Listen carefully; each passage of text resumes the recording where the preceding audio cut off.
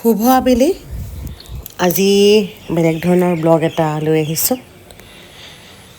আচলতে আজি আমাৰ ইয়াতে নপুখুৰী তিনিচুকীয়া নপুখুৰী জ্যোতিনগৰ অঞ্চলতে আমাৰ জ্যোতি সাহিত্য চৰা বুলি এটা আড্ডা অনুষ্ঠান আছে।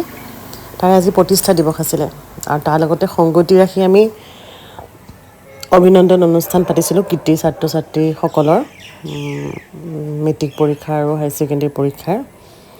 তাকে সৰু সুৰাকৈ এটা ভিডিঅ' কৰি ৰাখিছিলোঁ, আপোনালোকলৈ আগবঢ়াই দিছোঁ। আশা কৰোঁ আপোনালোকৰ ভাল লাগিব। আমাৰ স্থানীয় সকলো জ্যোতিনগৰবাসীৰ লগ লাগি আমি আজি অনুষ্ঠানটো পাতিছোঁ। 28জন কৃতি ছাত্ৰ ছাত্ৰীক আমি এখন মানপত্ৰ আৰু এখন গামোচাৰে তেওঁলোকৰ ভৱিষ্যতৰ দিশত আগবাঢ়ি যাবলৈ আমি উৎসাহ প্ৰদান কৰিছোঁ, যাতে সমাজখন সদায় সুশৃংখল হৈ থাকিব পাৰে, সুস্থ এজন নাগৰিক হৈ দেশৰ কাম কৰিব পাৰে। তাকে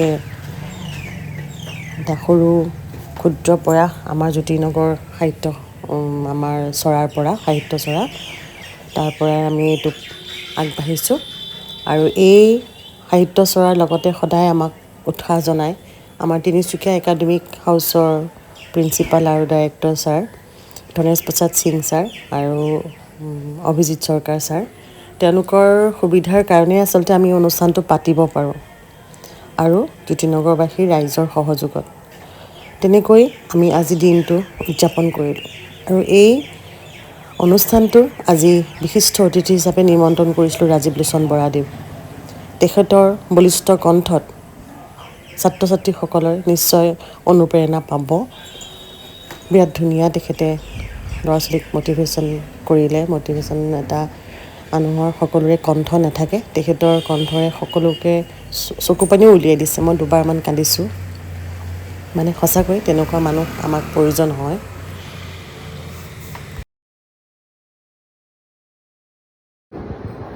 আজি চাই লোৱা, তোমালোকৰ গোটেই লগৰ আহিছা, গোটেইখিনি ভাল ৰিজাল্ট কৰিছা, হয়নে? ৰিজাল্ট কৰাৰ কাৰণে কি কৰিছে, তোমাক ইয়াত তোমালোকক যিসকলে পঢ়াইছিল তেওঁলোকে গামোচা দিছে। ই এটা ডাঙৰ সন্মান হয়নে? হয় নহয় বাৰু? কিন্তু এই গামোচাখন পিন্ধাওঁতে তুমি ফূৰ্তি কৰি হাত চাপৰি বজাইছানে? তেওঁক গামোচাখন পিন্ধাওঁতে তোমালোকে সেইটো এনজয় কৰিব পাৰিছানে? কিয় নাই পৰা? এনজয় কিয় কৰিব পৰা নাই? হয় নহয়? আমি যেনেকে এনজয় কৰিব লাগিছিলে এনজয় কৰিলো নেকি? কৰিলো নে নাই বাৰু? নকৰিলো, তোমালোকক মন কৰি আছো। কিন্তু এনজয় কিয় কৰা নাই? আমি সদায় নিজে সুখী হৈ থাকিব লাগিব। আৰে সুখ বুলি বেলেগ একো বস্তু নাই। তোমাৰ মনটো ভাল, তোমাৰ চিন্তা ভাল, তোমাৰ কাম ভাল, তুমি কাৰো বেয়া নকৰিবা, তুমি কাৰো অন্যায় নকৰিবা, মিনছ ইউ আৰ হেপ্পী, হয়নে? আৰু তুমি বেলেগৰ সুখটো যিমান এনজয় কৰিবা তোমাৰ সুখ বাঢ়িব। বেলেগক যেতিয়া সুখী হোৱা দেখিছা তুমি এনজয় কৰা, ভাল পোৱা। তোমাৰ লগৰ এজনক সুখী দেখিছা ন, তাৰ পৰা তুমি ইনস্পায়াৰ্ড হোৱা আৰু তাক তুমি ইনস্পায়াৰেশ্যন দিয়া।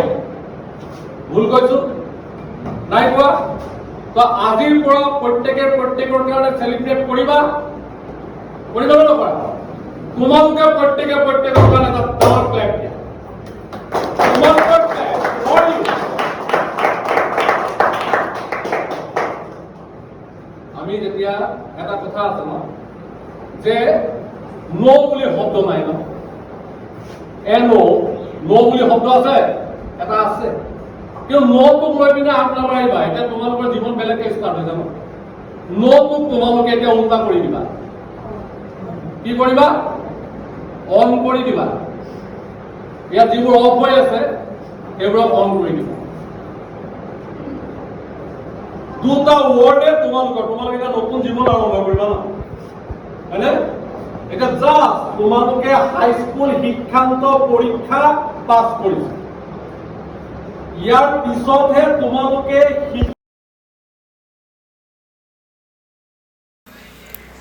তাকে তেখেতৰ কণ্ঠত এটা সৰু ভিডিঅ' আপোনালোকলৈ আগবঢ়ালোঁ। আপোনালোকে বুজি পাইছেই, তেখেতৰ কণ্ঠই সকলোকে মুগ্ধ কৰিলে আৰু ইয়াৰ পৰাই আমি শিক্ষা ল'ব লাগিব। তাকে সৰু ভিডিঅ' এটা কৰি ৰাখিলোঁ চিন হিচাপে। আৰু আপোনালোককো দেখালোঁ।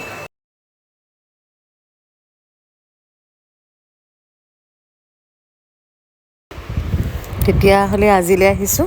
যদি ভাল লাগে কমেণ্ট এটা কৰিব দেই। আজিলৈ আহিছোঁ। Bye bye.